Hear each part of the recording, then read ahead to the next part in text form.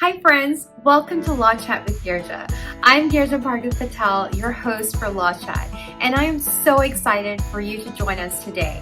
I have some amazing guests on Law Chat, and they're here to share their experiences and entrepreneurial journey with us, and through their storytelling, mentorship with us, because that is the whole point. We are all entrepreneurs, and we're all on a journey. And learning from one another is the best way for us to move forward in our journey as well. And I have amazing guests who are so willing and ready to share their stories with us, their challenges and their victories and their achievements, and also their mindset. I just can't wait to share that with you, and I also just can't wait to have that conversation with them. It's such a privilege to have each and every one of them here with us today. And also it's such a privilege to have you listening in and tuning in. So let's dive in to Law Chat with Girija. Hey everyone! There are so many different types of event planners out there, from just, planning a party, to a big milestone birthday, to baby showers, to quinceañeras, to weddings, to anniversaries. I mean, you name it, and it's probably there, corporate events. So I'll be touching on a lot of different types of event planners, but a lot of my information that I am giving can apply across the board to the industry, but then also it can apply to many other industries as well. And so that kind of leads me to my standard disclaimer that I have to give, that the information that I'm sharing on today's Law Chat is information and for the purposes of education and information. I am not your lawyer, and in order to hire a lawyer, you'll have to call an attorney who can actually help you specifically with your legal questions. So everything that I'm saying today is for the intention of providing information. So that takes me to our chat today. So Law Chat today will be about the essentials of a client contract for an event planner. And before I dive into the 7 essentials that I have kind of written out for you all, I have actually created a downloadable for you as well. So you don't have to ferociously write any notes. I already have it for you. You just have to go to the link and click on that link and get your downloadable. So that way you have your link, you have your downloadable, you also have your notes that are already there prepared for you that can help you and guide you for your client contract. So now, diving right into the client contract. So the first essential, I'm going to talk about 7 essentials. So the first one is literally about your terms of a contract. And terms, what I mean by that is, what services are you providing? Is there a package that you're providing your client? And what services are you saying that you are going to complete? And in this area, make sure that you're not overpromising yourself, because if you overpromise yourself, and if you can't fulfill that obligation, which is written in a contract and agreed to in a contract, then that can be really harmful, and you could be in breach of contract also. So make sure that the terms that you are identifying are reachable by you, and they also are something that is attainable by you. So that way everybody's on the same page on what type of services you're providing. Along with the services is how many hours of services are you providing also? Is it just as many as you want, as long as the job gets done? Or are you providing certain hours of service for certain things as opposed to not for other things?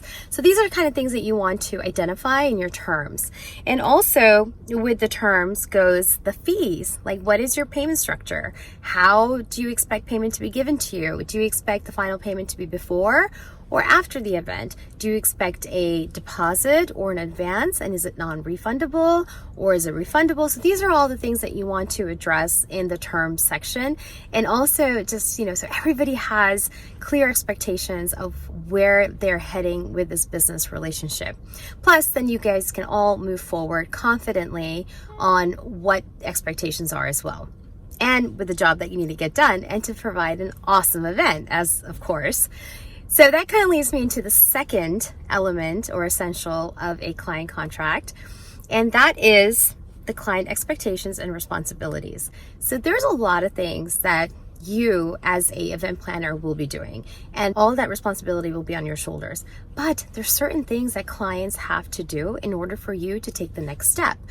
For example, that could look like in your business where the bride has to go with you to figure out the linens or the kind of table, the chairs that they want, or what kind of flowers they want, or what kind of cake they want. So, small little details. So you need to make sure that your clients are available for you and that they also give a pretty quick response rate back to you as well, because time is of the essence. You know when your event date is. And if you're not getting your things done in the right timeline, everything can be pushed back, or you could just miss out on using that particular product or service that you really want for your bride or for your birthday girl or for, anybody. So you want to make sure that all that information is there, and the bride and the groom or whoever your client is, the mom or whatever your client is, that they know that time is of the essence and that their response and whatever their responsibilities are very important to get the job done. I hate to interrupt this awesome conversation, but I have to stop and talk with you about the number one thing I'm asked about by entrepreneurs: contracts.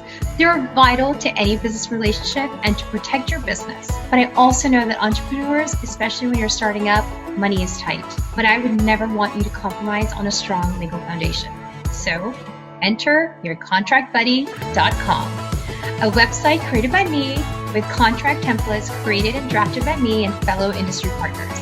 They're ready to use and easy to plug in immediately, and they are not restricted to any specific state. So yourcontractbuddy.com is sponsoring this episode, and you and your listener can get 10% off right now with code LawChat. Yes, you heard me right.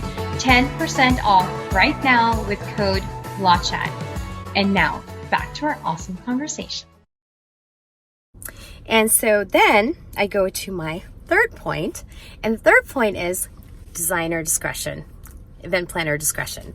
And what that means is that they've probably seen your portfolio. They probably went to your website. They probably have seen, hopefully, pictures of events that you have done. And they have done research on you. So they can explain to you what kind of imagery that they're having for their event and what their expectations are. But the ultimate product that you give them, the ultimate services that you're giving them, that's up to your discretion at the end of the day. And you want to let them know that you're hiring me because you like the aesthetic that I provide. So you need to give me that discretion, because that way you also can move freely and you're not dictated every single second of the job that you're doing.